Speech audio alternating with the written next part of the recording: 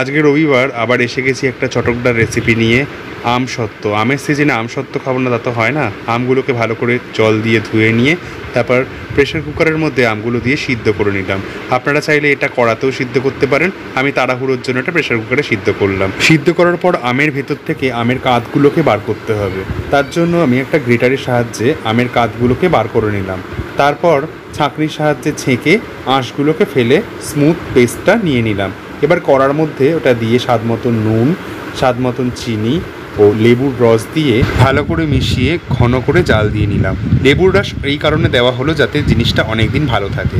তারপর থালার মধ্যে তেল গ্রিসিং করে ওই পেস্টটা ছড়িয়ে দিলাম। এবার এটা রোদ্দুরে শুকাতে হবে।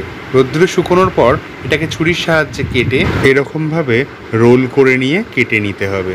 ব্যাস, আমসত্ত্ব রেডি।